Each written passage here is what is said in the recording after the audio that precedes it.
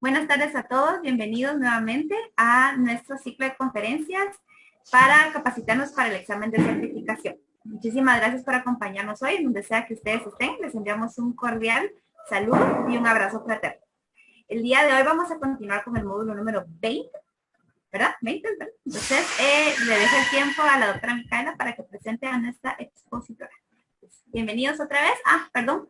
Antes les recuerdo, por favor, dudas y preguntas y observaciones en el chat y que todas las grabaciones van a ser puestas en la plataforma, así que pueden revisarlas cuantas veces necesiten.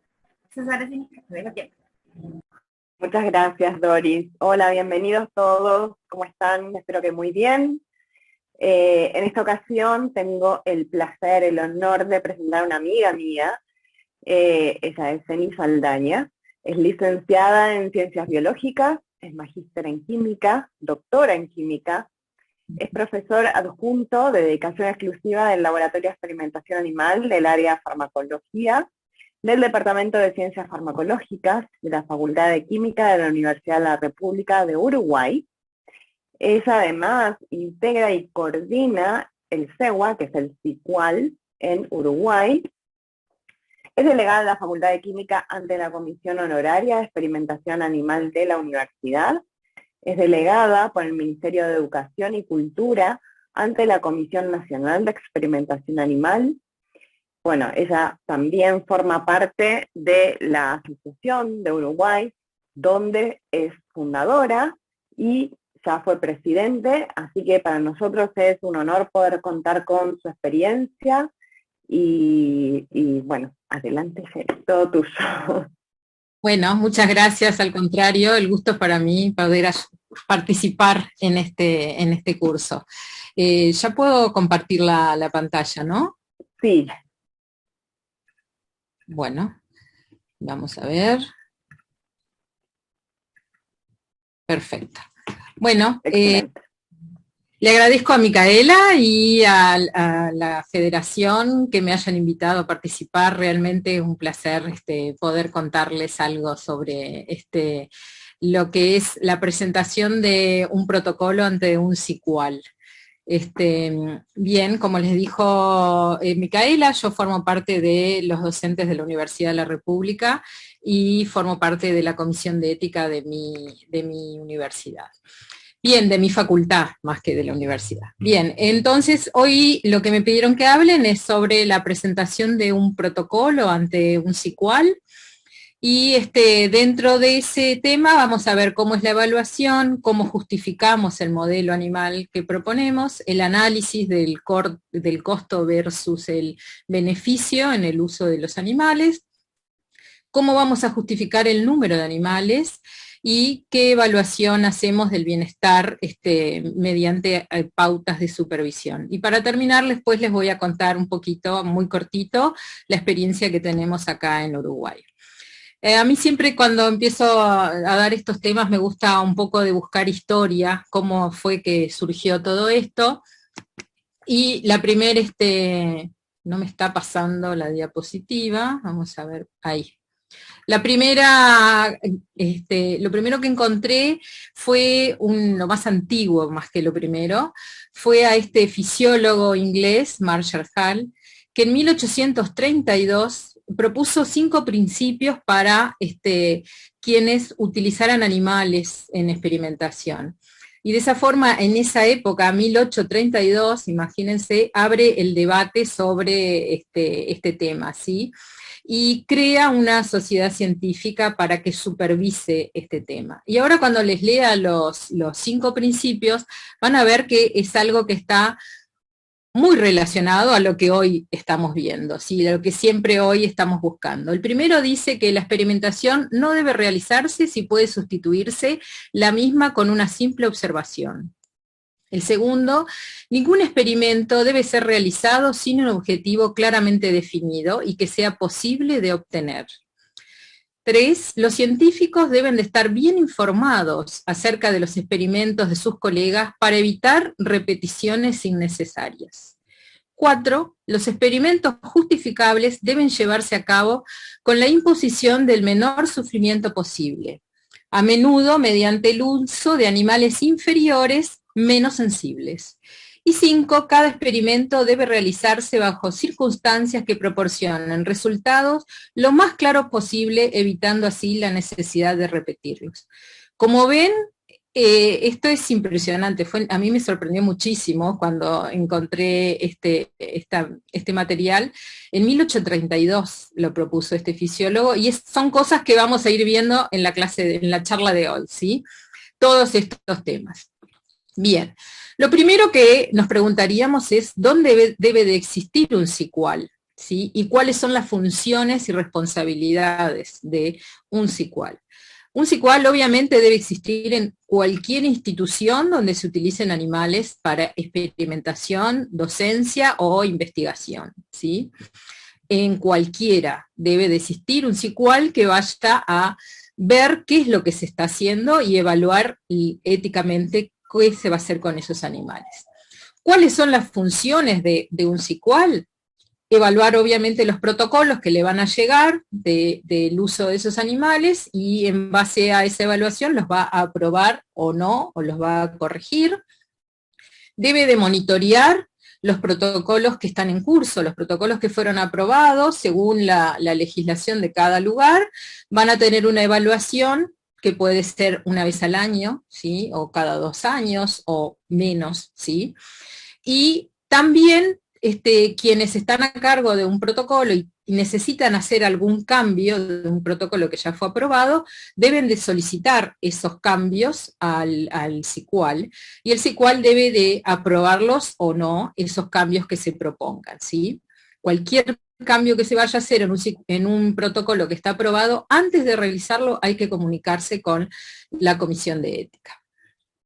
Deben inspeccionar, aunque esa palabra suena medio fea, sí, y es como por lo que siempre nos tienen más como miedo, es la inspección. Y no es ir a inspeccionar y a buscar que estén las cosas mal, sino es ir a corroborar que se esté haciendo todo de forma correcta y como fue aprobado, ¿sí?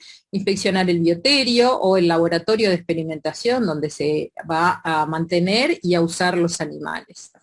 La institución debe tener un programa, ¿sí?, de cuidado y uso de animales, y el SICUAL es quien va a revisar ese programa y actualizarlo todas las veces que sean necesarias.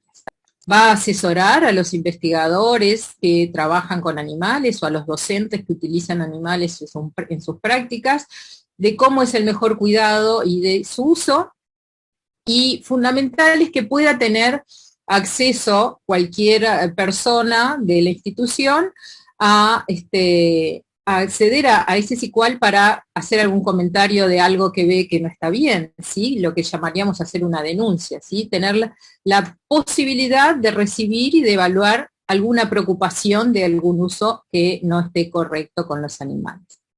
El SICUAL no va a evaluar el mérito científico de un proyecto, ¿sí? Todos los protocolos que se presentan es porque van incluidos dentro de un proyecto de investigación que se presenta para solicitar financiación. Bueno, el SICUAL no tiene que hacerse cargo del mérito científico, solamente lo que va a hacer es evaluar todo lo que implica el uso de animales dentro de ese protocolo, y corroborar que se cumpla la legislación que esté vigente en ese lugar y que se cumplan las 3 R's. ¿Cómo va a estar integrado un SICUAL? Eso va a depender de la legislación de cada país y de las normativas que existan. Hay países que aún no tienen legislación, sobre todo en América, que no tienen una legislación específica sobre el uso de animales de experimentación. Esos países lo que hacen es, generalmente buscan las normativas que existen en Europa o en Estados Unidos o en países de América, que sí hay algunos países que sí tenemos una legislación referente al tema. Bien, me fui para atrás, perdonen. Bien. Entonces, según la guía, que sería la base para todos, siempre, supongo que ustedes ya lo habrán visto, la guía dice que tiene que estar integrado por un veterinario, un científico y un representante de la comunidad o un miembro no científico.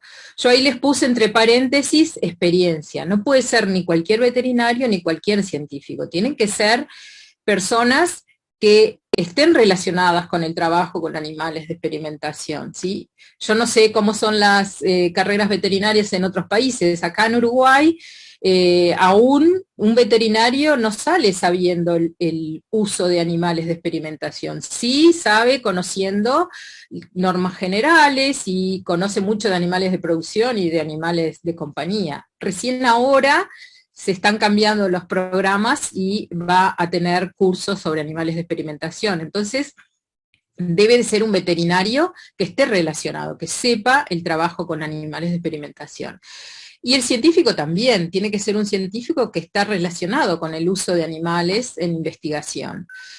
El representante de la comunidad, en la experiencia que yo tengo, es de las cosas más difíciles de conseguir, de que alguien que no esté relacionado a la academia o a la investigación acceda a participar en estas comisiones, ¿sí? Recuerden que, supongo que en todos lados es igual, es una actividad honoraria. Entonces es una persona que quiere aportar y tiene que estar disponible a participar. Generalmente se busca algún maestro, algún profesor de secundaria, algún párroco, alguien de ese tipo de personas que están siempre dispuestas a trabajar por la comunidad.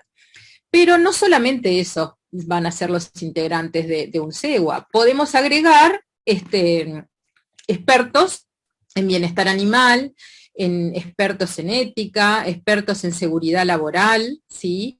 Y así sucesivamente. No es que solamente esas 3 personas van a participar de un CICUAL, ¿sí?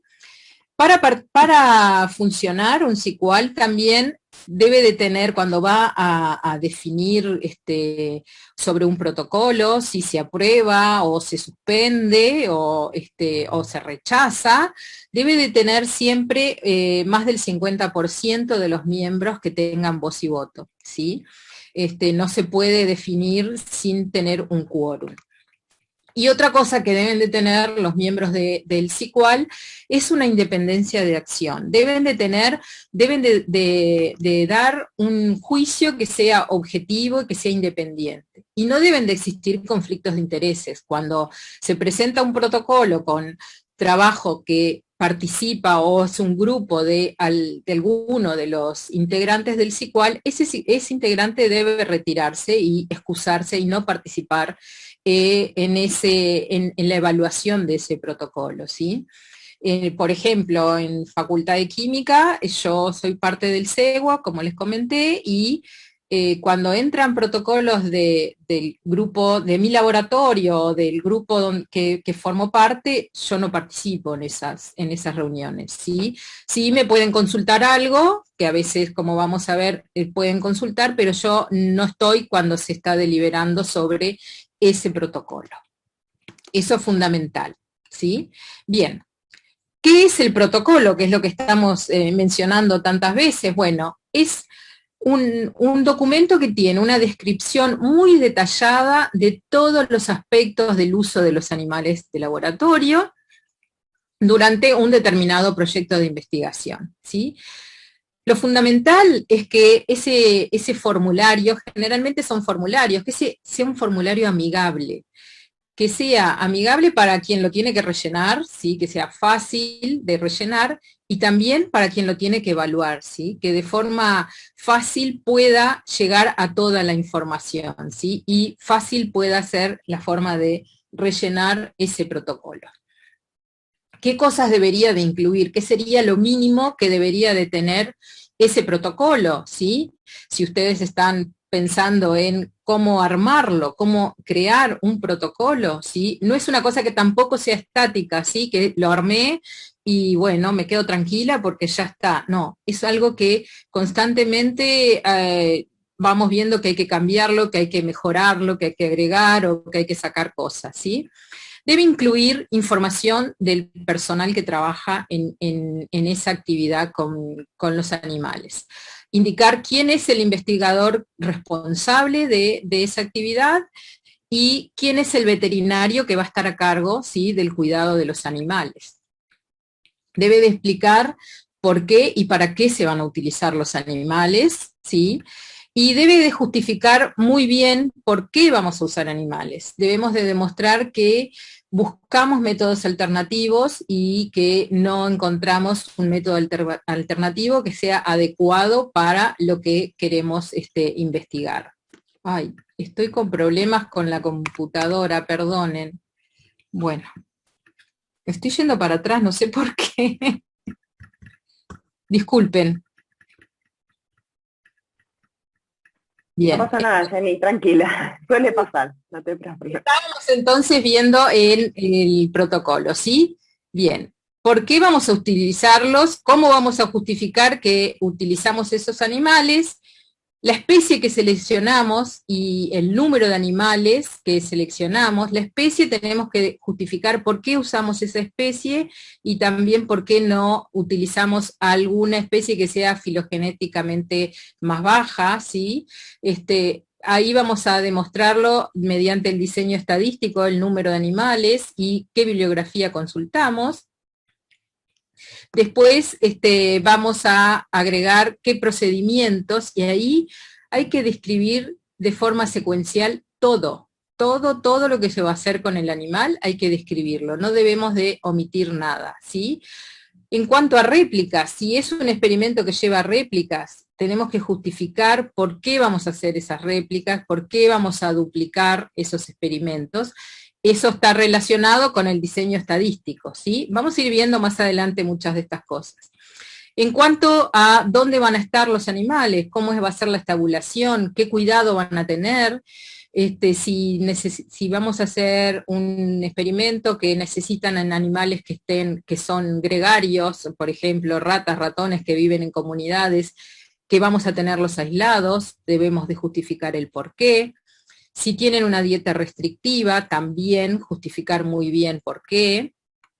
Después, relacionado a esto, en la parte del bienestar, tenemos que indicar siempre en un protocolo el nivel de severidad y detallar qué es lo que, algún procedimiento que exista que afecte el bienestar y analizar los daños, beneficios que tenemos en ese experimento. Cuando hay cuidados especiales también hay que detallar cómo vamos a seguir el bienestar y qué tratamientos vamos a utilizar, qué fármacos vamos a utilizar, y si hay un protocolo de supervisión también. Todos estos son puntos que deberían de estar en un protocolo. El punto final, cómo lo vamos a determinar el punto final, y cuál es el método de eutanasia que se define, ahí tenemos que justificarlo también. También deben de incluir un protocolo los elementos de bioseguridad que se van a utilizar y qué se va a hacer con los residuos biológicos que obtengamos, ¿sí? Eso siempre tenemos que describirlo. Y siempre colocar toda la bibliografía que se consultó, ¿sí? Básicamente eso sería lo que iría dentro de un formulario de un protocolo, ¿sí? Entonces vamos a ir viendo de a uno todos los temas que les mencioné al principio. ¿Cómo es el proceso de evaluación y de aprobación de un protocolo? Bueno, primero muchos tienen una revisión previa, ¿sí? Que puede ser administrativa y veterinaria. Esto lo que sirve es, adelanta trabajo del SICUAL, en donde la revisión administrativa lo que hace es ver que esté todo correctamente completo, que estén todos los documentos que se dicen que se entregan, los anexos y demás. El veterinario puede hacer una vista rápida también del protocolo y ver si están bien detallados, por ejemplo, los fármacos que se van a utilizar y demás. Y ahí si tanto la revisión administrativa como la veterinaria encuentra que falta algo, le envían nuevamente el protocolo al investigador para que lo corrija. Una vez que pasó la revisión, si existe, muchas veces no existe, empieza la evaluación real por la comisión, ¿sí? A veces hay comisiones que cuando tienen mucho trabajo, mucha cantidad de protocolos, entonces se dividen en grupos y se van repartiendo el trabajo para evaluar, y luego en una reunión completa del pleno del SICUAL se ven todos los protocolos con las cosas que cada grupo observó, ¿sí? ¿Qué es lo que van a evaluar? En cuanto a los objetivos del estudio y la justificación científica. Ahí lo que tenemos que hacer, quienes escribimos un protocolo, es que tratar de escribirlo en un lenguaje no científico, que sea fácil de acceder. Recuerden que hay miembros que son representantes de la comunidad, que no son científicos y que puedan entender eso que nosotros le estamos contando, cuál es nuestra justificación, qué es lo que queremos encontrar. Lo que no vamos a reiterar acá son los objetivos que pusimos en el proyecto para que nos den los fondos, ¿sí? Acá es lo que vamos a referirnos solo a la parte de los animales. Vamos a justificar entonces el uso de los animales, cómo buscamos los métodos alternativos, ¿sí? Qué bases de datos utilizamos, en qué periodo se buscó en esa base de datos. Ahí se va a fijar el SQL, a ver si hubo una buena búsqueda de métodos alternativos y si se aplican las 3 R's como corresponde. Luego se va a evaluar la especie y la cepa que se seleccionó, ¿sí? En base a todo lo que se viene viendo, en esto vamos a ver si la especie es la adecuada, ¿sí? Y la cepa seleccionada también es la adecuada para eso. En cuanto al número de animales, este es uno de los puntos críticos de los protocolos, ¿sí? Nosotros tenemos que buscar que los métodos estadísticos que se utilizaron son correctos y que el número es el correcto, que con ese número se van a obtener los objetivos que se describieron antes, ¿sí? Después vamos a fijarnos en toda la parte de bienestar animal, ¿sí? Que si hay alguna cosa que pueda causar dolor, qué es lo que se va a hacer para mitigar ese dolor, y si el punto final que se determinó es el correcto, es el adecuado, ¿sí? Y luego que se ve todo eso, el SQL va a aprobar va a evaluar para aprobar ese protocolo, que puede ser una aprobación directa, cosa que es muy rara que ocurra. La mayoría de las veces se solicitan correcciones, ¿sí? Siempre hay algo que falta o que hay que corregir, o puede ser que se rechace ese protocolo, cosa que es muy raro también que ocurra, ¿sí? Tiene que ser algo que sea muy difícil, que tenga la estadística no sea la correcta, que el bienestar no sea el correcto, la severidad que se indicó no sea la correcta, pero eso rara vez pasa. Lo normal es que soliciten correcciones. Algo que nos pasa a quienes escribimos los protocolos y que estamos siempre trabajando en un determinado modelo, cuando escribimos hay cosas que nos parecen muy obvias y no las ponemos. Pues no, tenemos que poner todo, porque cuando nos olvidamos de algo, seguramente el SQL nos va a devolver el protocolo para que agreguemos eso que no pusimos porque nos parecía obvio, ¿sí? El SQL se va a ir conectando con el investigador, entonces, pero siempre tiene que haber un registro de toda la comunicación que hubo con ese investigador, para tener una historia y poder ir hacia atrás, o cuando se va a controlar ese protocolo que se está haciendo, tener una referencia de cuál fue la comunicación que hubo con el investigador. Las evaluaciones deben de ir siempre en que vamos a garantizar que toda la justificación ética que se hizo sea lo suficientemente clara y sea fuerte, de que cualquier crítica que le vayan a hacer pueda superar ese protocolo, ¿sí? Bien. Yo acá les voy a poner todo esto que les hablé en un esquemita de cuadros que me parece que es más fácil de verlo, ¿sí? Nosotros tenemos un investigador principal que es quien va a enviar el protocolo al SQL, ¿sí?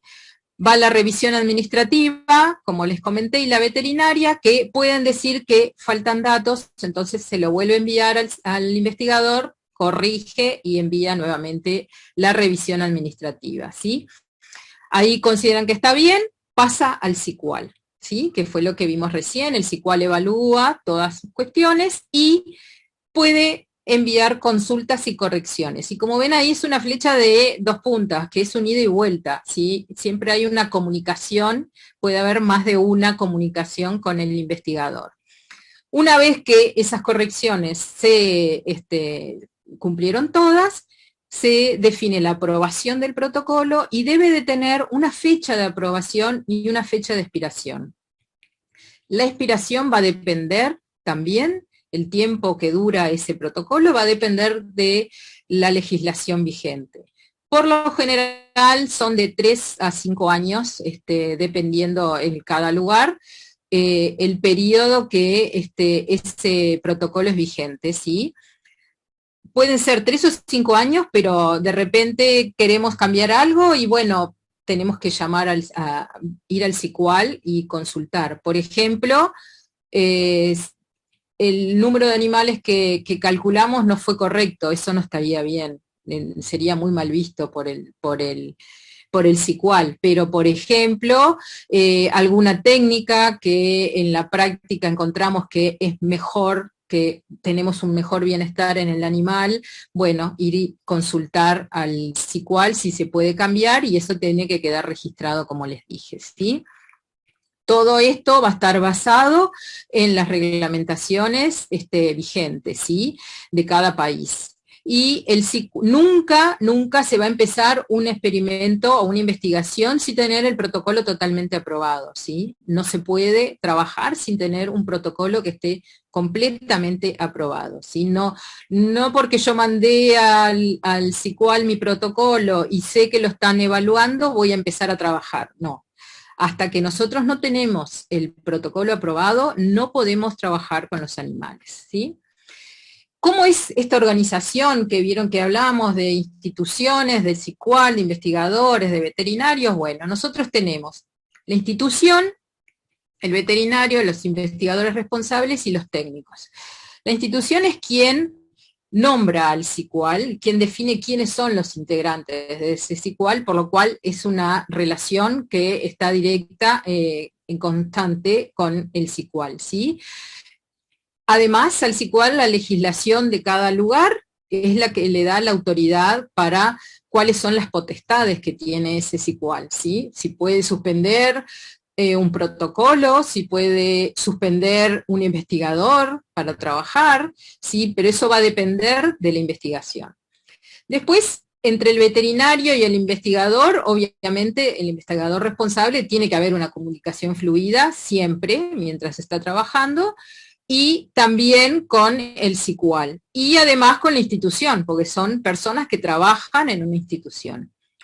A su vez, el investigador y el veterinario van a tener una relación directa con el técnico cuidador, que va a ser el que va a estar siempre ahí con los animales, y muchas veces es el mismo técnico, o yo les puse técnico, puede ser el investigador, que no sea el principal, el que está trabajando ahí con los animales, puede ser el que se comunique con el SICUAL cuando encuentra algo que considera que no es correcto, ¿sí? El SICUAL cuando va a hacer su monitoreo, muchas veces va a ir y hablar directamente con ese técnico y a ver cómo hace la técnica, cómo trabaja, cómo los cambia, en la parte del bienestar, qué es lo que hace para que el animal esté bien, ¿sí?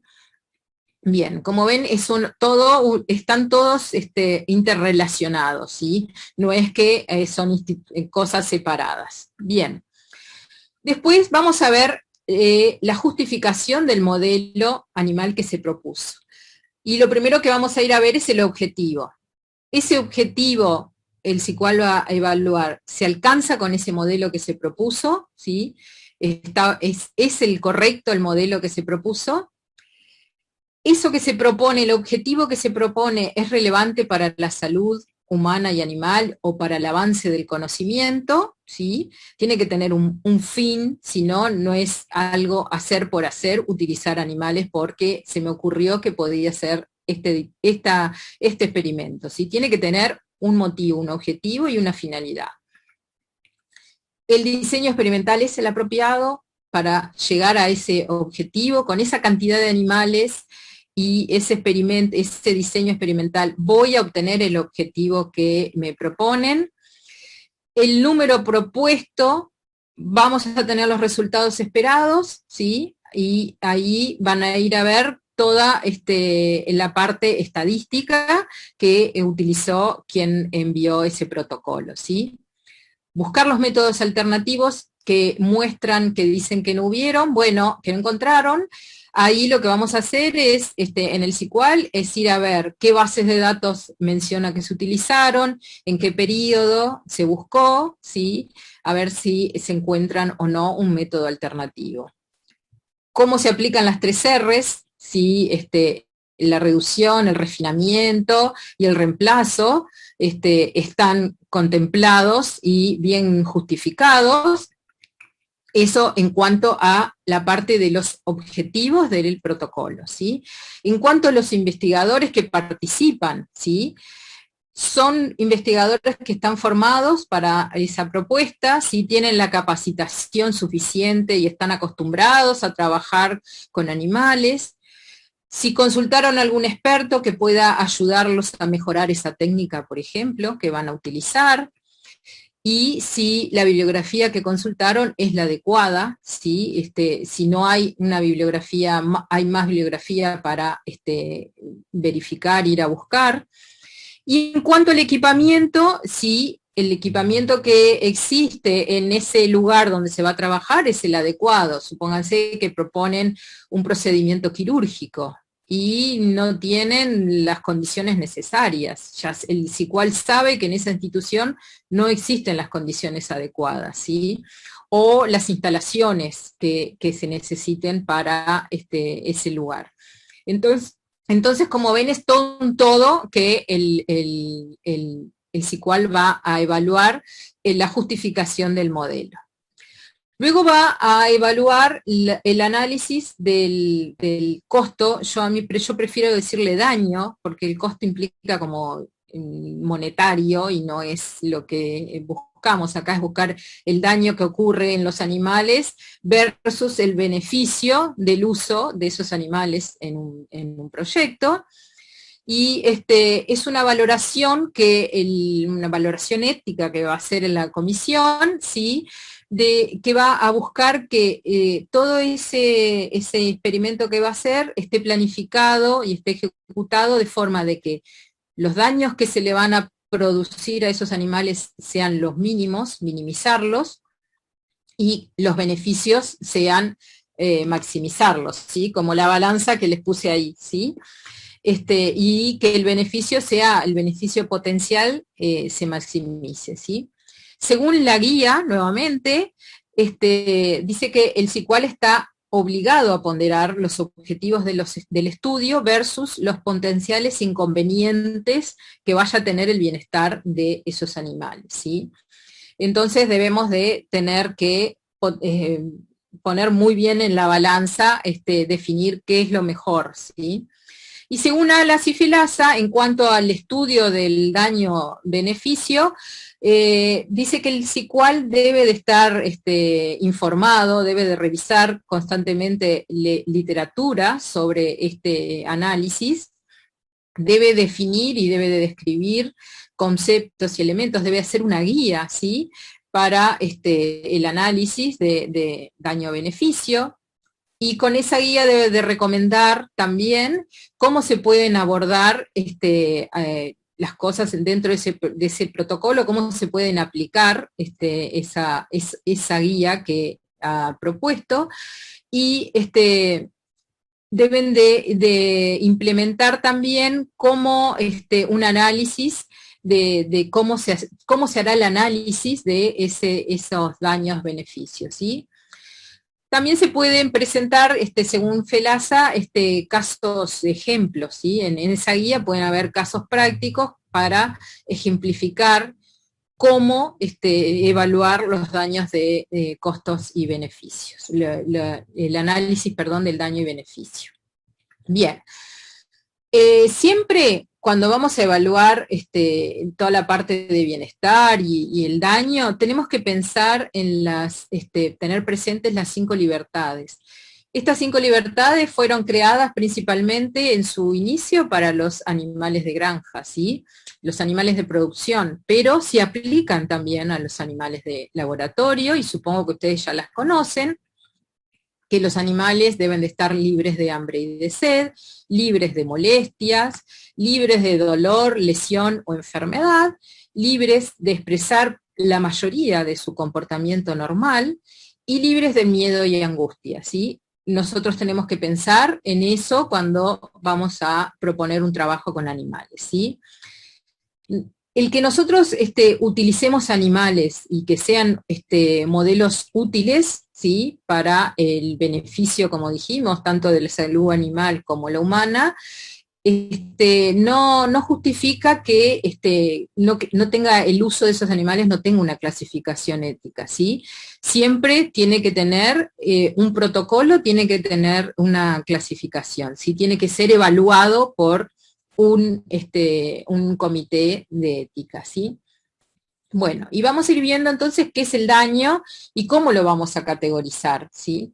Entonces, el daño se definió como que es algo que es el producto de que ocurra ese daño, ¿sí? Y la gravedad del mismo. También importa el tiempo, ¿sí? Porque puede existir un daño acumulativo que va a ser un impacto que va a ser negativo para el animal en lo largo de su vida, ¿sí? Depende del tiempo que dure ese daño que está sufriendo, ¿sí? Con la expectativa de vida del animal. Tenemos que tener presente que una disminución del bienestar es una forma de daño. Entonces, tenemos que tener una actitud proactiva para mejorar ese bienestar. ¿Qué es lo que vamos a hacer para mejorar el bienestar de esos animales, ¿sí? ¿Cómo se va a categorizar?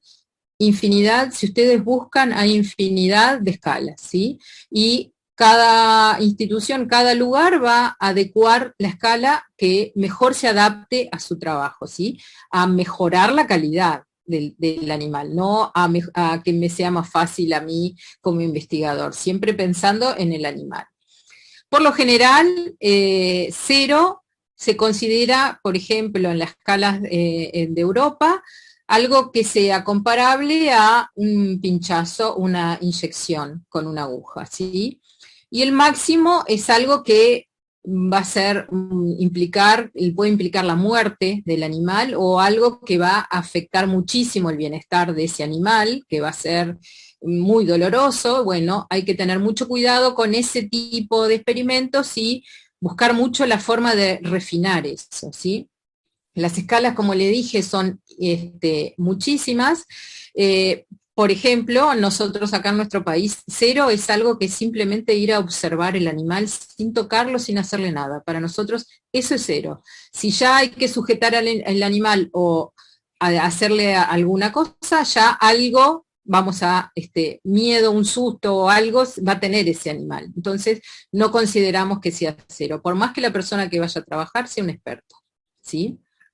Bien, según la Comunidad Europea, les quise poner esto bien, tal cual dice el documento, se atribuyen categorías de severidad, ¿sí? Según el tipo de manipulación que van a hacer. Y ¿cómo va a definirse? Según los efectos que sean más severos, dice así, fue lo que se lo subrayé, se basarán los efectos más severos que puedan experimentar el animal después de haber aplicado todas las técnicas de refinamiento, ¿sí?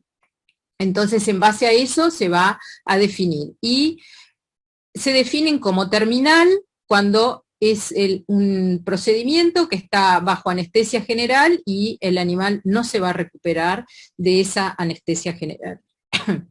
Después va a ser leve, ¿sí?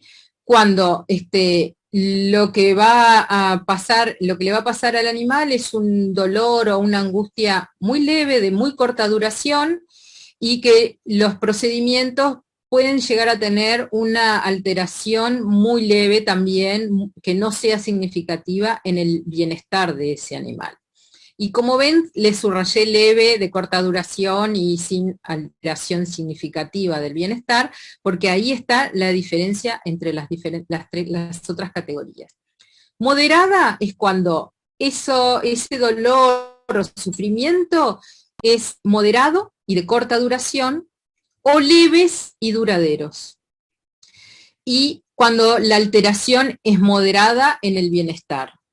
Y después, severo, cuando el dolor que pueda sufrir ese animal es intenso o es moderado de larga duración, de una duración mayor, ¿sí?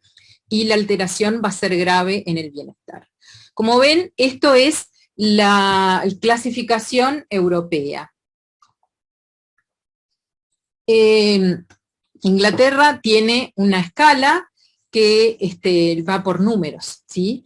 Ahí yo les puse los valores de la severidad mínima, media y máxima, y va por números, y existen tablitas como esta que les puse acá, como un ejemplo, hay mucha cantidad de estas tablitas, y nosotros lo que vamos haciendo es, cada cosa que vamos a hacer en animal, vamos buscando en la tabla y vamos numerando, y al final de todo, sumamos y ahí nos va a dar el índice de severidad que va a sufrir ese animal, ¿sí?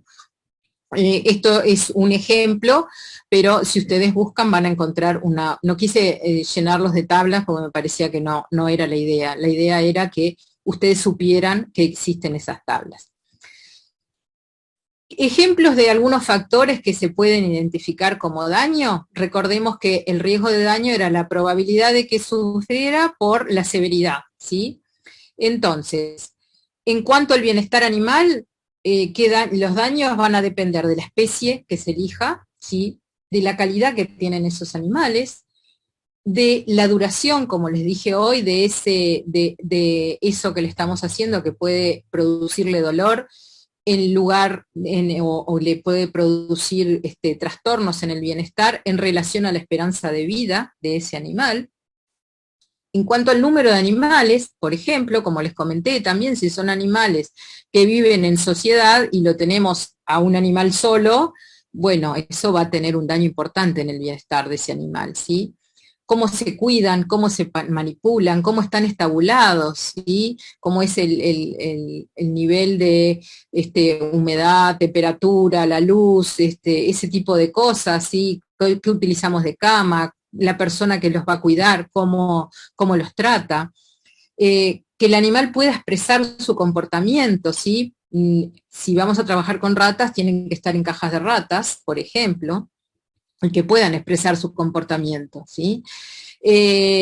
La calidad del personal, como les comenté hace un ratito, y la competencia, si ese personal está formado y está acostumbrado a trabajar con animales, el tipo de dolor, la lesión o la enfermedad que tengan esos animales, el procedimiento que vamos a hacer, cuán severo es y con qué frecuencia se va a hacer. No es lo mismo hacer por ejemplo, una administración con una sonda orogástrica una vez que hacerlo en forma repetida una vez a la semana, por ejemplo. No es lo mismo hacer una toma de muestra de sangre una vez a la semana que hacerla en varias veces o en un día varias veces. Y también si el experimento puede llevar a la muerte del animal. Todo eso vamos a ir evaluando para ver cómo afecta el daño, ¿sí? El bienestar. Después, en cuanto a la calidad del procedimiento, los objetivos y la calidad científica que vamos a tener, ¿sí? La competencia y la calidad del personal es muy importante, como ven siempre, por más que nosotros tengamos el mejor lugar, con el mejor equipamiento, con todo lo mejor que se pueda tener, pero si el personal no está acostumbrado a trabajar con animales, no está educado, no sabe cómo trabajar con los animales, eso no va a servir de nada todo lo que tengamos, ¿sí? Y otra cosa también es, muchas veces hay resultados negativos que no se publican, la mayoría de las veces, y eso para quienes después van a tratar de no repetir o utilizar esa misma técnica, si no están los datos negativos, es un problema, ¿sí? Y eso es un problema que existe hasta el día de hoy. Es muy difícil encontrar bibliografía que nos cuente que algo que hicieron les salió mal, no pudieron hacerlo. Eso no lo vamos a encontrar nunca. Y les puse ahí una frase de Jeremy Bentham que dice que la pregunta no es si pueden razonar o pueden hablar, tenemos que pensar que ellos pueden sufrir, ¿sí? Entonces tenemos que tener muy presente todo lo que vamos a hacer con los animales. En cuanto al beneficio, lo podemos dividir en 3 dimensiones, ¿sí? Hay muchas formas de evaluar cuáles son los beneficios. Uno es la calidad científica, ¿sí? Cómo se publican los resultados, como dijimos, como les comenté recién, cuán original es ese trabajo que se está haciendo, cuál es la finalidad y cuáles son los objetivos, que sean algo que sí tengan valor para el beneficio para la salud humana y animal y para el medio ambiente también. Cuán realista es lo que se está proponiendo y cuán viable es de hacer y de tener buenos resultados. En cuanto al beneficio que se espera, como les dije, para el humano, para los animales, para el medio ambiente, si es algo que tiene interés económico, si es algo que tiene interés para la salud, la mayoría de las veces son con interés para la salud, y pueden haber beneficios secundarios que puedan servir más a largo plazo, ¿sí? Y después está el beneficio real, ¿sí? Que sea, si es un beneficio que se va primario, a corto plazo enseguida se va a utilizar, ¿sí? Tenemos el ejemplo de todas las vacunas que se han sacado ahora de COVID, ¿sí? Bueno, fue un beneficio rápido, primario, a corto plazo, enseguida estuvieron los resultados. Si es algo que tenga interés en seguridad, interés en conocimiento, interés en educación, porque recuerden que los protocolos que no solamente son de investigación, también hay protocolos que son de cuando se utilizan animales en educación. Entonces también tiene que tener un protocolo y debe ser evaluado por un CICUAL. Cosas que tenemos que tener claves, preguntas claves es qué, quién, cómo y cuándo, ¿sí? Para saber cuáles son los beneficios de un experimento, ¿sí? Como que esas 4 preguntas nos tenemos que hacer siempre. Bien. Existen, les voy a hacer un resumen de cuáles son las fortalezas y las debilidades de distintos modelos que hay para evaluar el costo del daño, los daños y los beneficios, ¿sí? Entonces, tenemos, como vimos, que se dividen en categorías, ¿sí? Son útiles, ¿sí? Para simplificar una imagen compleja, ¿sí? Cuando definimos si son categorías leve, severa, moderada, ¿sí? Y podemos ir a buscar acciones para evitarlas, pero no siempre todas se van a ajustar exactamente a ello, ¿sí? Si tenemos, tratar de buscar siempre si tenemos un experimento que en parte tiene, la mayoría del experimento es moderado, pero tiene algo que puede ser severo, bueno, vamos a categorizarlo como severo, ¿sí? Nunca vamos a ir a buscar la más baja, vamos a ir a buscar la más alta. Existen algoritmos que nos sirven también para tomar una decisión de cuál es el costo, el daño-beneficio, ¿sí? Pero nosotros estamos ante una evaluación ética, ¿sí? Y la ética no va con las matemáticas, no se puede resolver mediante una ecuación, ¿sí? Es mucho más que eso. Y después hay representaciones gráficas, ¿sí? Que, por ejemplo, yo ahí les puse el cuadrado de Bateson, es un eje, se pone en un eje el daño, en otro el beneficio, inclusive se hace en 3 dimensiones, se ha dividido también ese cuadrado como un semáforo, en verde, que está bien, no pasa nada, en amarillo, que ya hay que prestar atención, y en rojo, que no se puede hacer. Pero cuando va a depender de las categorías que se definen en cada lugar y cómo se definen, y también cuando son modelos muy complejos ya es más difícil llevarlo a una gráfica, ¿sí? Pero nos pueden guiar y ayudar. Todas estas cosas nos pueden ir guiando y ayudando, ¿sí? Y también hay modelos que se orientan a procesos de cómo vamos a analizar el daño y el beneficio, ¿sí? Cómo equilibrar distintas opiniones, ¿sí? Y es algo que es genérico, no es una cosa general, no es puntual para un determinado experimento. No va a dar una respuesta sobre qué modelos utilizar ni proporcionar soluciones para ello, ¿sí? Y les voy a poner un ejemplo de esta última, cómo evaluar, ¿sí? Un modelo con un modelo, y acá esto está en la bibliografía, ahí abajo les puse la bibliografía, es parte, supongo, es parte de la bibliografía que a ustedes le han dado, sí, y me pareció como muy clara de cómo se van haciendo los pasos. Primero, vamos a identificar cuáles son los beneficios de ese trabajo, de ese experimento. Definir las partes involucradas en ese trabajo. Identificar luego cuáles son las alternativas, si hay alternativas al uso de ese animal, ¿sí? Estar de acuerdo todos entre cómo se estima el daño y el beneficio y cómo se va a sopesar ese daño y beneficio.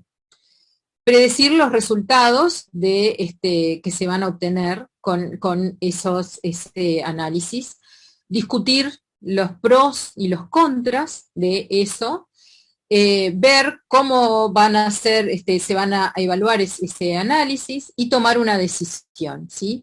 Como ven, es como que va paso a paso, ¿sí? Se va evaluando esos daños y beneficios a través de viendo todo el protocolo en su conjunto.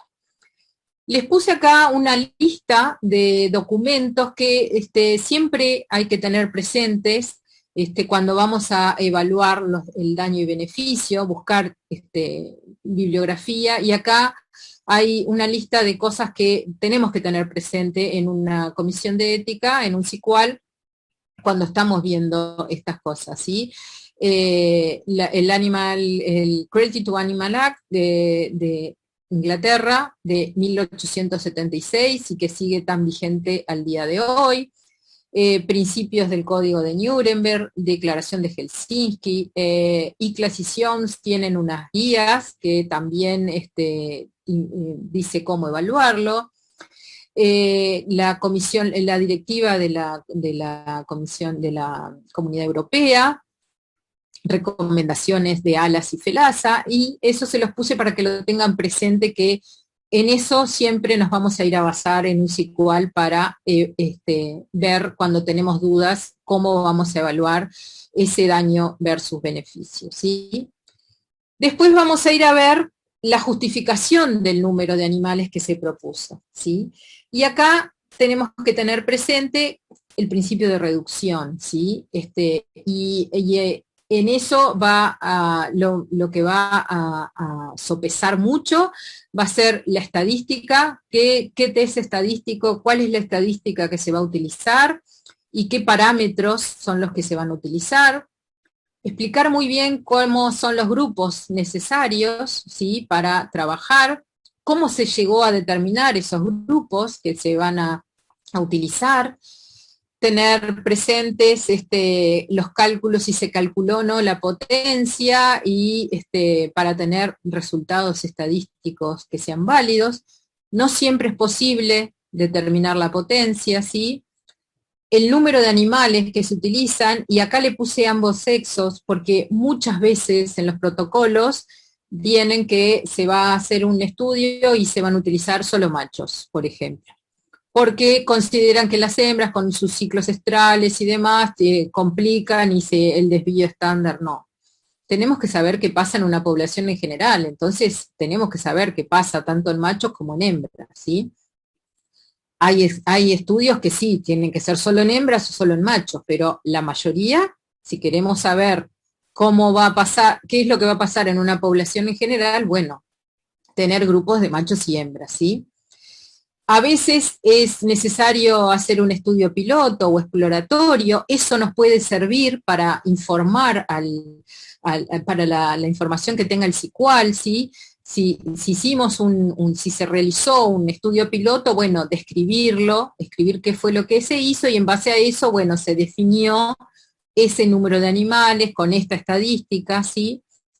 Y, por ejemplo, cuando les dije que no siempre es posible determinar la potencia, por ejemplo, cuando vamos a hacer estudios in vitro con tejido, ¿sí?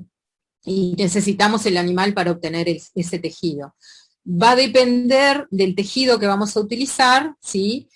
Qué cantidad de ese tejido vamos a obtener de un animal para saber cuántos animales podremos utilizar, ¿sí? En ese caso no vamos a poder determinar la potencia, ¿sí? Va a depender de el tejido que utilizamos. El tamaño de la muestra, ¿de qué va a depender? De cuán fácil es detectar ese efecto que nosotros queremos ver, ¿sí? Nosotros por lo general cuando estamos haciendo una investigación estamos buscando un efecto de algo en particular. Bueno, cuán fácil es detectar ese efecto, ¿sí? Cuánta variabilidad hay en lo que vamos a medir, ¿sí? En ese grupo, cuánto varía, ¿sí? Si es muy grande, si es muy pequeña, bueno, va a depender eso. El P, ¿sí? La potencia va a depender también de la significación estadística que buscamos, ¿sí? Ya lo vamos a ver más adelante. Es muy difícil también determinar el tamaño de la muestra en experimentos basados en el éxito y el fracaso de un determinado suceso. Por ejemplo, si queremos producir un animal transgénico, ¿sí? Puede tener fracasos importantes, entonces ahí vamos a difícil de definir exactamente el número de animales, pero siempre tenemos que tratar de hacerlo, la muestra, tenemos que el tamaño de ese grupo que vamos a trabajar, tratar de definirlo lo mejor posible. Bien, ¿qué factores entonces vamos a conocer para estimar ese tamaño de muestra que, como vimos recién? Nosotros queremos siempre medir un efecto y por lo general va a ser un efecto entre una diferencia entre dos grupos. Por ejemplo, un grupo tratado y un grupo control no tratado, ¿sí? ¿Qué efecto hay entre esos dos grupos, ¿sí? ¿Cuál es la desviación estándar, ¿sí? ¿Qué variabilidad hay dentro de una población?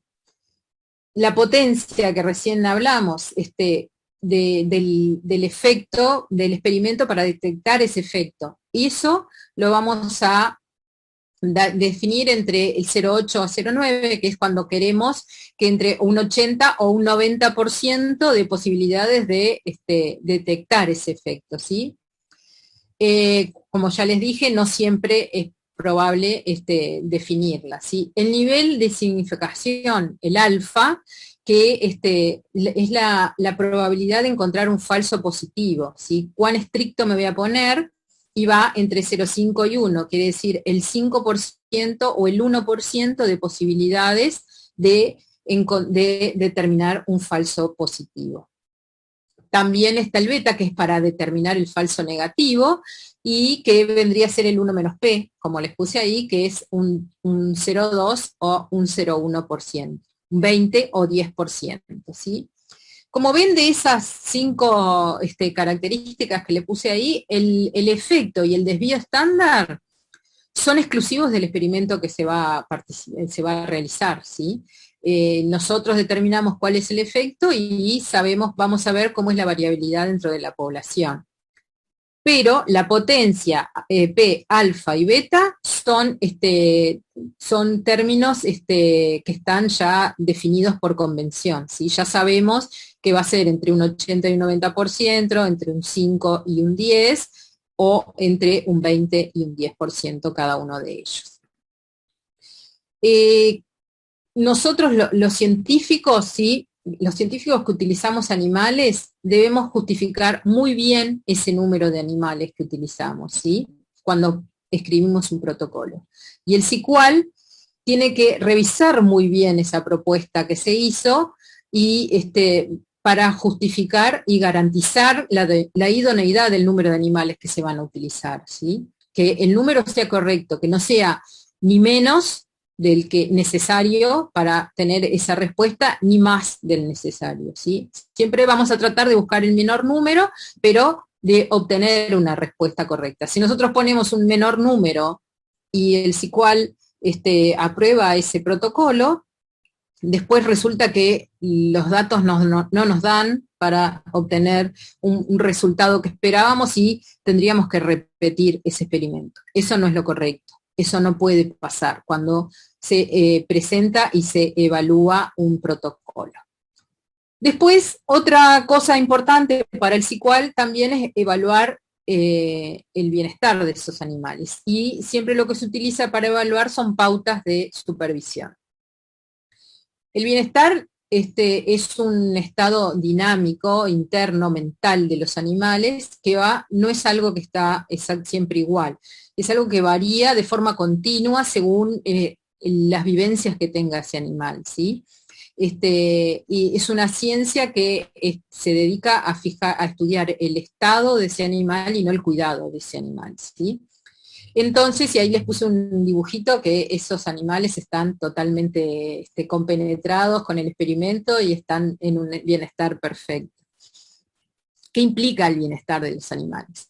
Que ese animal tenga una función biológica exitosa, que tenga vivencias positivas, que no existan condiciones adversas, que el animal sea capaz de utilizar y de conservar todos los recursos, ¿sí?, de forma eficiente, que el animal se pueda enfrentar y se pueda habituar a cuestiones, necesidades internas, ¿sí?, y cosas externas que puedan ocurrir, demandas externas, y de esa forma mantener su homeostasis, que es tratar de enfrentarse a algo y poder sobrellevarlo, ¿sí?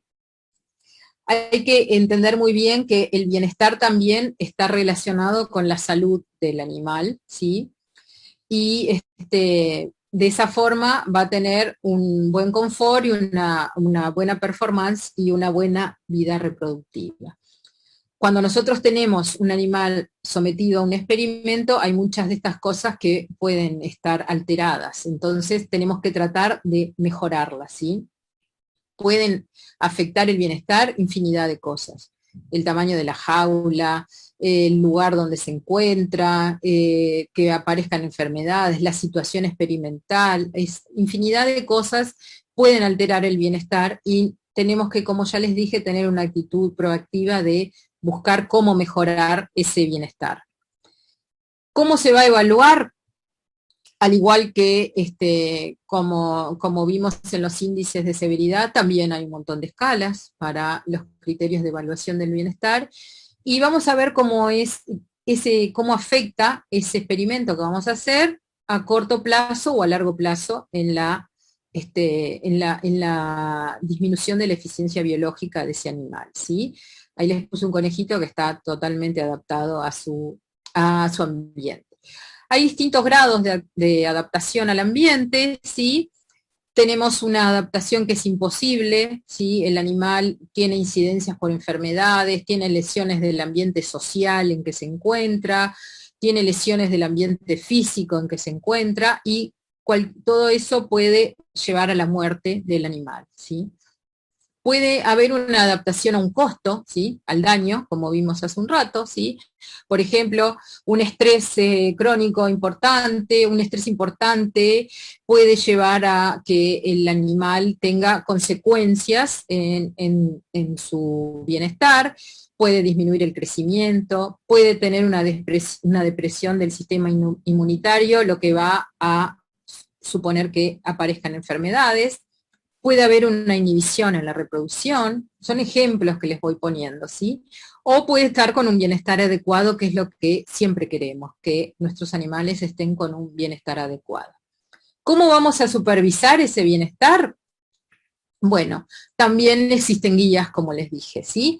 Hay una guía ya que tiene unos cuantos años, de Morton y Griffith, que eso, cómo vamos a reconocer el dolor, el estrés y el desconfort, y hay una lista en esa guía, es un librito, que tiene una lista de signos que vamos a ver relacionados a nutrición, patologías, actividades motoras. actividad de ritmo de la actividad, cómo es el comportamiento en general. ¿Sí? También FELASA tiene signos, una guía con signos que nosotros podemos, mirando esos signos podemos saber si el animal está sufriendo, tiene dolor, y podemos evaluarlo.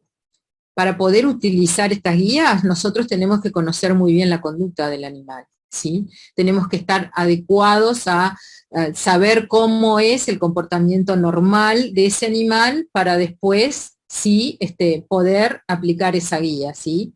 Por eso siempre tienen que estar, las personas que trabajan tienen que estar adecuadas y conocer muy bien la conducta de ese animal. No es un investigador que va y hace un procedimiento y se va, no, tiene que ir y preocuparse y mirar, preguntar al técnico que si vio algo, al que lo cambia, si el investigador no es el que está a cargo de cuidar a los animales, de cambiarles las camas y demás, bueno, preguntar e interesarse por ese animal que se está utilizando, ¿sí?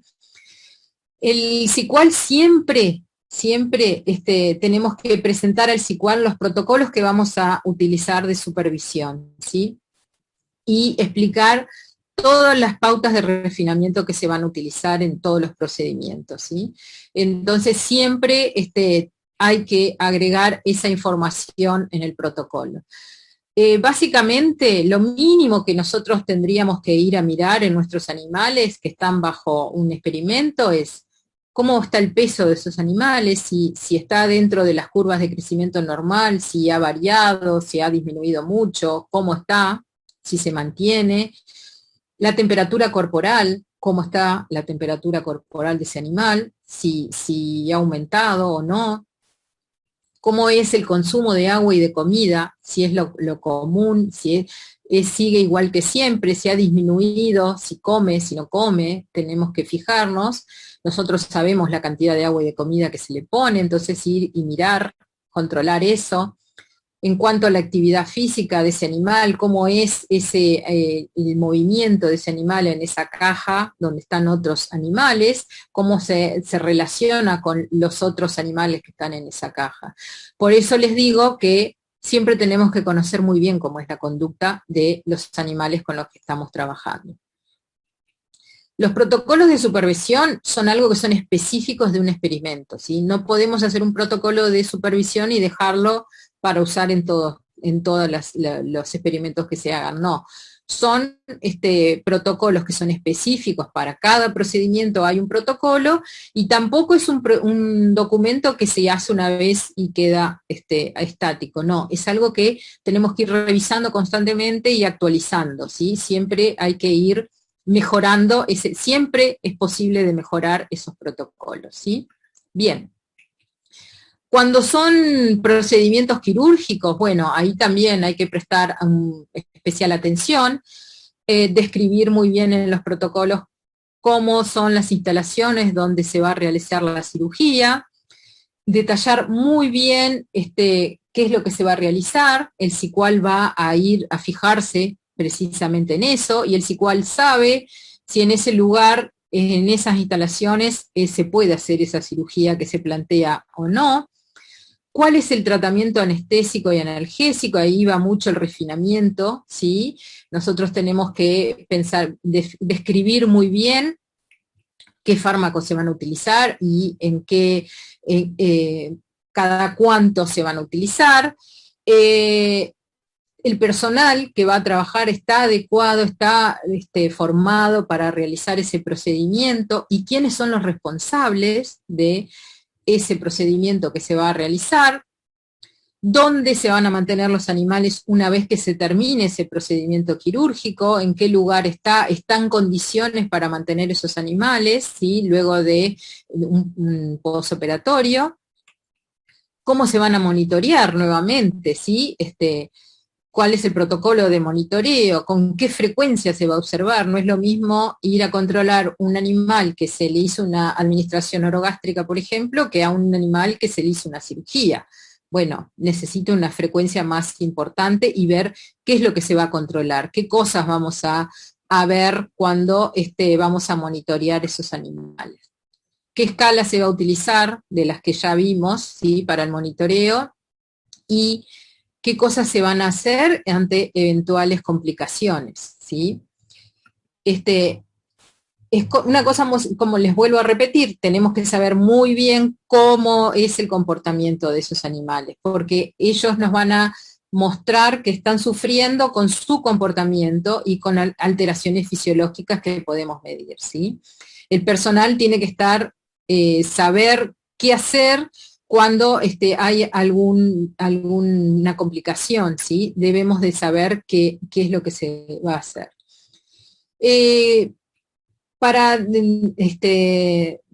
¿Qué cosas vamos a ver, en qué pautas vamos a tener para una supervisión? Bueno, como les dije, definir qué son las cosas que vamos a medir, qué es lo que vamos a mirar, qué es lo que vamos a controlar, y redactar un procedimiento estandarizado, ¿sí? Todo el personal tiene que estar familiarizado y entrenado con todo lo que se va a hacer, ¿sí? Con lo que se va a controlar, con lo que se va a medir, con lo que se va a mirar. Todo el personal tiene que estar entrenado y familiarizado. Debe de conocer todo el personal el protocolo que se va a hacer y qué posibles efectos adversos pueden tener, que no sea una sorpresa de que un técnico va a mirar el animal y se encuentra un animal de repente en una convulsión y no sabe qué hacer. ¿Y por qué? Debe de saber que puede ser un posible efecto adverso. También todo el personal debe conocer y saber y actuar ante cualquier evento, ¿sí? Debe de saber qué es lo que tiene que hacer cuando pasa algo. Nosotros sabemos, hay muchas similitudes, por eso es que utilizamos animales, ¿sí? Es lo que la justificación que todos tenemos para utilizar animales en experimentación. Existen muchas similitudes entre los animales y el humano. En cuanto a la percepción del dolor, ¿sí? Y podemos, podemos compararnos, ¿sí? El dolor, el sufrimiento, el estrés son fenómenos que son subjetivos, ¿sí? Y actualmente podemos reconocerlos y definirlos. Al ver un animal podemos saber si está sufriendo, si tiene un dolor o si está con estrés. Sufrimiento y estrés son emociones que no son placenteras y que son bastante subjetivas, ¿sí? Y se prefiere evitarlas, ¿sí? Y el dolor también se puede presentar en distintas formas, algo que sea suave o severo, o que sea crónico o agudo, según la calidad, según el tiempo, ¿sí? Entonces, volviendo a que yo siempre busco algo de historia, relacionado con lo que trabajo, ¿sí?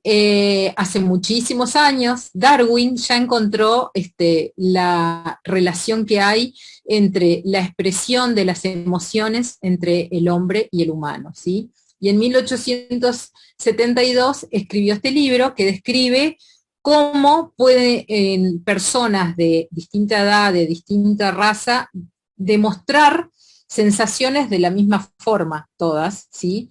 Y las compara con los animales, que ahí tienen la foto, como un chimpancé puede compararse con la expresión de un hombre, como un cisne que está también, no está contento, como se compara con una persona, una mujer que está disgustada. Entonces, como ven, podemos comparar emociones, ¿sí? No siempre vamos a lograrlo, pero sí podemos saber en base a qué nos duele a nosotros, qué les puede doler a los animales, ¿sí? Aunque los animales siempre van a tratar de evitar de demostrar que están sufriendo, ¿sí? Por aquello de sobrevivir ante posibles predadores, ¿bien? Bien, antes de terminar, yo lo que le quiero contar es un poquito, acá tenía otra, perdón, que esto fue en el año 2010, se determinó esto de las expresiones faciales en ratones, en roedores en general, porque hay para ratas y ratones, y es muy fácil de observar la posición de los ojos, de las orejas, de la nariz, cómo mueven los bigotes, las vibrisas, y entonces podemos determinar si ese ratón está sufriendo o no. Es muy fácil de conseguir estas cartillas, y también está para los conejos, también observando cómo ponen los ojos, cómo ponen las orejas, podemos saber cómo es esa situación que está viviendo ese animal, ¿sí? Bien. Y lo que sí le quería contar antes de terminar es la experiencia que tenemos aquí en Uruguay. Nosotros en Uruguay, en la universidad, Uruguay tiene la característica de que tiene una única universidad pública, la Universidad de la República, que tiene muchísimos años. Últimamente tenemos universidades privadas también, pero el grueso de la ciencia y el grueso de la investigación y la mayoría de los egresados son de la Universidad de la República, y preocupada por el tema del uso de los animales, que no teníamos una normativa en Uruguay, la universidad redactó una ordenanza para el uso de animales en experimentación, docencia e investigación universitaria. Como la universidad es cogobernada, rige para toda la universidad esta normativa, ¿sí? En esta normativa se crea la Comisión Honoraria de Experimentación Animal, ahí les dejo su página, ¿sí?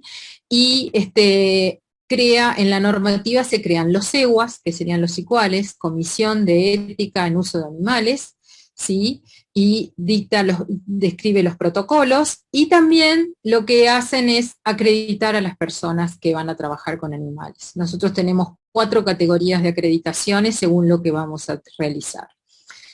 El problema fue que esta normativa era solo de la universidad, la comisión, la CHEA, dicta cursos para obtener las acreditaciones, y había mucha gente fuera de la universidad que hacía esos cursos, pero no podía tener acreditaciones porque la universidad no podía dárselas a personas que no están dentro de la universidad.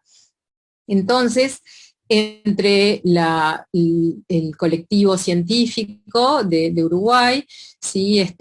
La Asociación de Animales de Laboratorio y otros colectivos. Hay un instituto que depende del Ministerio de Educación y Cultura, el Instituto Clemente Estable, donde hay mucha gente que hace investigación también, se juntaron. Justo había salido la ley en Brasil, y en base a esa ley de Brasil se redacta la ley de Uruguay, ¿sí? Es la ley nacional 18.611 sobre utilización de animales en actividades de experimentación, docencia e investigación científica. Esta ley crea la Comisión Nacional de Experimentación Animal, que también les dejo su página web, y esta comisión lo que hace es tener un registro de todas las instituciones que utilizan animales de laboratorio para la cría, la utilización y transporte de animales de experimentación, docencia e investigación científica. Todas las instituciones públicas y privadas que utilizan animales tienen que estar registradas por ley ante la Comisión Nacional de Experimentación Animal. Entonces, ¿qué es lo que necesita la comisión, la institución para registrarse? Tener una comisión de ética. En la ley dice que la comisión de ética tiene que estar constituida al menos por un médico veterinario, un docente o investigador y un representante de la comunidad local. Como ven, es lo mismo que decía la guía, ¿sí? En general, son más de estas personas las que la integran, porque solo 3 personas a veces es bastante difícil evaluar los protocolos. En el caso de Facultad de Química, somos un veterinario, 6 investigadores y el representante de la comunidad. Entonces, y además, la comisión, dentro de la ley, están también las acreditaciones personales. Esto se tomó de la normativa de la universidad. Entonces, y las categorías son las mismas. Tenemos categoría A, que es un cuidador, categoría B, que es un técnico experimentador, ¿sí? O ayudantes de clases prácticas, por ejemplo. Categoría C1 es el responsable técnico del bioterio o del laboratorio de experimentación animal, y la categoría C2 es el responsable de dirección y diseño de protocolos, es el investigador responsable, ¿sí? Las acreditaciones duran 5 años, ¿sí? Cada 5 años hay que renovarlas. Si una persona trabaja en más de una institución, tiene que tener una acreditación para cada institución, ¿sí? Porque van a depender del CEWA. Y en el caso de los investigadores de la universidad, tenemos doble acreditación, tenemos la acreditación de la universidad y la acreditación de la CENEA, ¿sí? Y como ejemplo les pongo, en base a lo que vimos al principio, cómo es que funciona. El CEWA es el centro, ¿sí? Es el que está a cargo de evaluar los protocolos y verificar que estén todos acreditados. Nuestro protocolo, además, tenemos que indicar el nivel de acreditación de las personas que van a participar. Está en contacto directo con el usuario de animales. El usuario además es quien tiene que pedir la acreditación a la CENEA, ¿sí? Y la CENEA anualmente le solicita a cada institución que se registró una declaración jurada de protocolos evaluados, número de animales y que todas las personas estén acreditadas, ¿sí? Si ustedes entran, si les interesa, en la página que les puse de la CHEA de la universidad, ahí tienen el protocolo que utilizamos en la universidad. Es un protocolo online y hay una opción de un protocolo de prueba para rellenarlo y para que vean todo lo que se solicita, por si les interesa. Bien. Creo que con esto espero no haberlos aburrido. Tenemos que pensar que no es que nosotros no vamos a usar animales, como dijo Alfonso, respetar a los animales no es no usarlos, sino que es valorar, comprender y estimar lo que se usa y sobre todo hacernos muy responsables de lo que estamos usando. Acá les puse bibliografía que utilicé para esta charla, ¿sí? Y algunas páginas web que pueden encontrar para definir el tamaño de muestra, ¿sí? Con todos los datos que vimos hoy al principio, ¿sí? En esas páginas se puede definir el tamaño de muestra y es bibliografía que se puede poner, páginas consultadas en el protocolo. No sé si tienen alguna pregunta.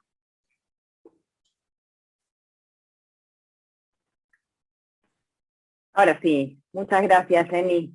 Bueno, quiero ver si puedo dejar. Dejé de compartir. Sí, dejaste de compartir. Sí. Hay varias preguntas, sí. Si querés, Doris, comienzo yo. Pensé que iba a ser más corto y fue 1 hora y media. Ay, perdón. Sí.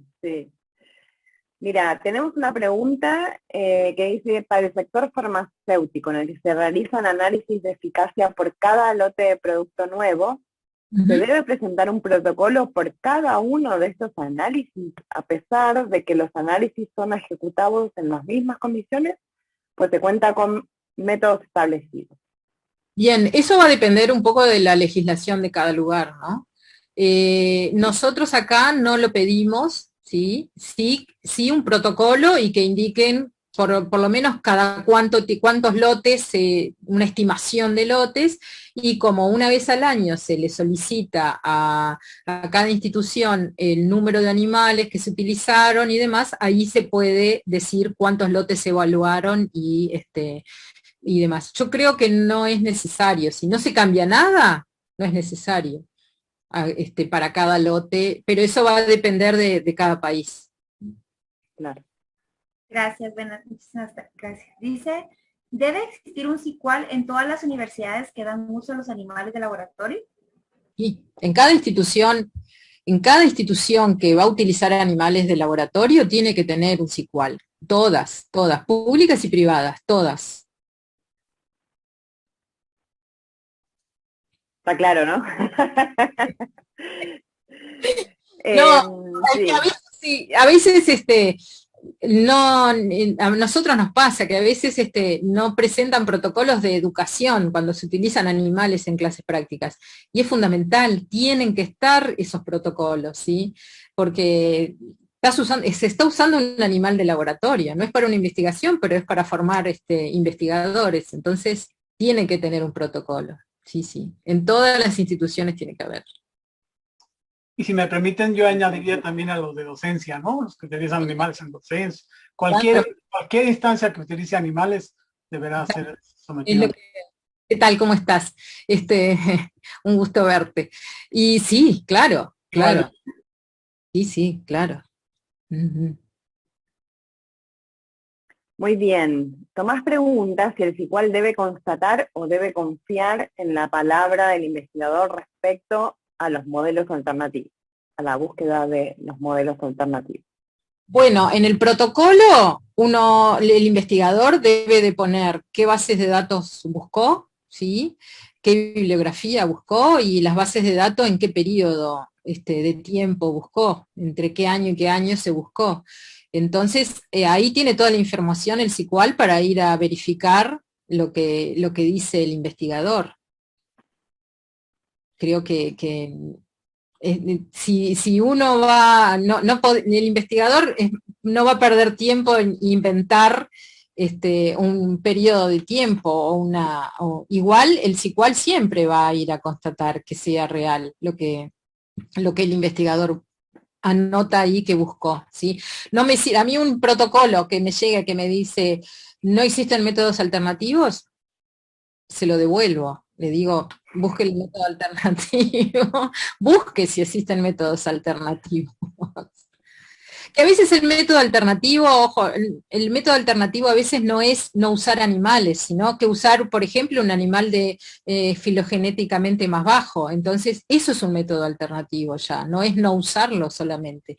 Muchos investigadores se piensan que el usar un método alternativo es no usar animales. A veces implica usar un animal en la escala más bajo en la escala zoológica.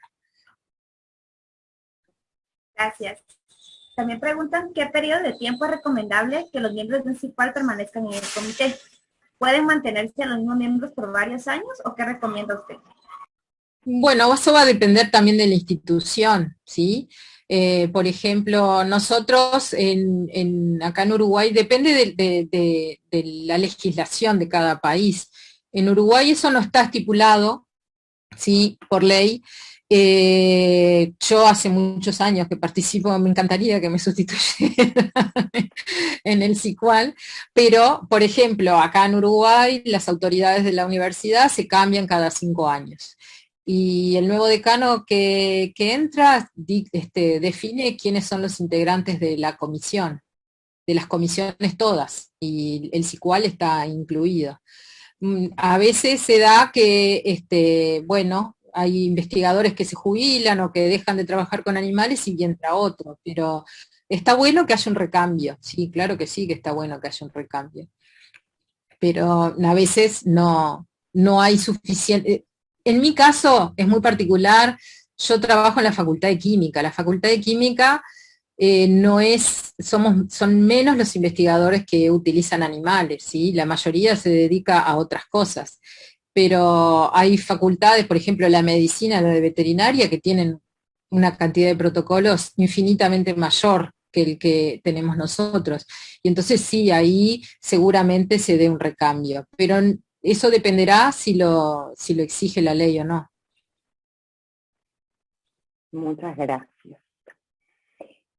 Preguntan acerca de la figura del presidente del SICUAL, que no siempre se encuentra demasiada descripción de sus funciones y la formación, y sin embargo es importante en la gestión del SICUAL, es fundamental, y en el equilibrio de las discusiones. ¿Cuál es tu experiencia al respecto? Bueno, nosotros no tenemos presidente, sí tenemos coordinador. Y bueno, y el coordinador va a ser el que define, por lo general, muchas veces cuando está muy dividida la situación y el coordinador está en un empate, vamos a decir, en una votación que hay un empate, por lo general el presidente tiene doble voto, entonces, pero sí es una figura importante. En toda comisión tiene que haber una cabeza que mejore el funcionamiento, ¿sí? del SICUAL. Sí, yo creo que debería de existir, sí. Y ahí sí, estaría bueno que rotara, ¿no? Que no sea siempre el mismo, desde que ingresó sea el coordinador forever, no. Ahí tendría que rotar, sí, sí. ¿Qué tiempo mínimo requiere el SICUAL para la revisión de protocolos? Bueno, eso yo no les comenté, eso depende de también, todas las cosas como ven dependen de legislaciones, ¿sí? Depende de la legislación, tampoco puede ser una cosa que se lleve mucho tiempo porque por lo general un protocolo va con un proyecto que solicita fondos. En el caso de nosotros, el investigador eleva un protocolo al CEU, al SICUAL. El SICUAL tiene 30 días el SICUAL tiene 60 días para evaluarlo, ¿sí? Si hay correcciones, se lo envía al investigador principal y el investigador principal tiene 30 días para responder. Si no respondió, ese protocolo queda fuera. ¿Sí? Y así es un ida y vuelta. Es la forma propusimos ese tiempo, se propuso en la universidad, desde la CHEA, porque veíamos que había investigadores que demoraban muchísimo en responder y después se enojaban porque el SICUAL demoraba en contestar. Entonces pusimos ese tiempo que nos parecía más que suficiente para evaluarlo. Nosotros también en la universidad lo que tenemos de bueno es que el sistema que tenemos al ser un protocolo online queda todo detallado después. El SEGUA puede ir y mirar todas las veces que hubo ida y vuelta, ¿sí? Todas las correcciones que se pidieron, el tiempo que demoró, si en una sola vez corrigió todo, si hubo que volver a pedir, si hubo algún cambio que el investigador también pide para hacer algún cambio, bueno, todo eso queda registrado. Muchas gracias. La siguiente pregunta, te piden tu opinión sobre cada cuánto se supervisa presencialmente los proyectos, se monitorean, y qué funciones se imponen en caso de no estar realizando lo que se aprobó originalmente en el protocolo. Bien. Una vez al año, yo supongo que está bien, porque a veces hay experimentos que llevan un buen tiempo, o entre 6 meses, una vez al año, depende también la cantidad. A veces los integrantes del SICUAL quisieran hacerlo más seguido, pero no, si hay muchísimos protocolos no es fácil y tenemos que dividirnos el trabajo, ¿sí? Entonces, yo considero que una vez al año está bien, y si yo tengo alguna denuncia de que hay algo que no está bien, o cuando voy a ver, encuentro que hay algo que no está bien, va a depender también de la gravedad de lo que encuentre, ¿no? Pero puede sí tener sanciones, se puede definir, por lo menos acá en nuestro país, nosotros podemos definir de retirarle se puede hacer una denuncia a la Comisión Nacional de Experimentación Animal, el CEGUA puede hacerlo, y definir, suspender la acreditación de ese investigador, ¿sí? Que está haciendo las cosas que no debe. En el caso de Uruguay es más complejo todavía, porque el CEGUA sí va y monitorea, pero la Comisión Nacional puede venir cuando quiera a revisar, hacer una inspección en el bioterio, y evaluar qué es lo que se está haciendo, pide los protocolos que estén aprobados, que tienen que tener el documento, y si encuentra que hay algo que no está evaluado o hay desvíos importantes, la Comisión Nacional puede hacer sanciones tan graves como eliminar el registro de esa institución, ¿sí? Poner multas, suspender la acreditación de esa persona, o sea, hay formas de controlar y de no llegar a cosas tan graves. Nunca nos pasó, esperemos que no pasen tampoco, pero sí. Gracias. Y la última pregunta dice, ¿recomienda usted la incorporación temporal o permanente de especialistas externos a la institución? Sí, sí, pueden haber, sí, sí. Los protocolos que llegan a los ICUALES son de muchos temas, ¿sí? Y no todos sabemos de todo. Entonces, cuando hay algo puntual de que no excede a lo que conoce y sabe los integrantes del SICUAL, como les puse, expertos en bienestar animal, expertos en bioseguridad, de repente es algo que nos preocupa, ¿cómo va a ser? Bueno, contratar un experto o consultar a un experto para que nos dé su opinión en eso. Sí, siempre, siempre se puede consultar. No todos sabemos todo. No, no somos a ver. Si no sería muy fácil. En nosotros también, en química, somos varios investigadores porque, claro, hay gente que es especialista en inmunología, hay gente especialista en biotecnología, hay gente especialista en radioquímica, entonces de esa forma tratamos de complementar todo, más o menos los temas que se pueden llegar a tratar. No hay más preguntas. Ay, bueno. No hay más preguntas, Jenny. Muchísimas gracias. Mira, tenemos una media de 70 participantes, así que muchísimas gracias. Un placer poder participar con ustedes en esta charla. ¿Sí? Espero que les hayan servido. ¿Sí? Cualquier cosa, en la presentación están mis mails, el de la facultad y el personal, me pueden escribir, encantada que dentro de lo que pueda les voy a contestar. Muchísimas gracias, doctora, muchísimas gracias, aprendimos un montón, gracias a todos por acompañarnos. Bien clara, puntual y lo que necesitábamos saber en la conferencia. Muchísimas gracias, doctora. Bueno, un placer, hasta pronto. Muchas gracias, doctora Jenny. Yo la recuerdo con mucho cariño de cuando estuve en su congreso en Uruguay. Muchas gracias por estar aquí con nosotros. De acuerdo, tendremos que hacer otro cuando se pueda. Ahí estaremos puntuales. Claro que sí, claro que sí. Bueno, hasta pronto. Muchísimas gracias a todos por acompañarnos. Y les recuerdo que la grabación va a estar en la plataforma de YouTube. Y también pues revisen su correo porque les envié un correo sobre una fotografía grupal que vamos a hacer del programa de certificación. Entonces hay una carpeta de Drive para que todos suban su foto y podamos ir armando la fotografía y tengamos un bonito recuerdo de esta actividad. Entonces, ahí espero que todos participen y todos me envíen su foto para que quedemos plasmados en una buena fotografía grupal. Muchísimas gracias a todos por acompañarnos. Les recuerdo que el sábado tenemos capacitación a las 8 de la mañana de Guatemala. Y pues ahí nos seguimos viendo. Muchísimas gracias, doctor. Muchísimas gracias, doctora Mica. Muchísimas gracias, Jenny. Muchísimas gracias a todos. Que tengan feliz noche y feliz tarde. Descansen. Adiós. Nos vemos.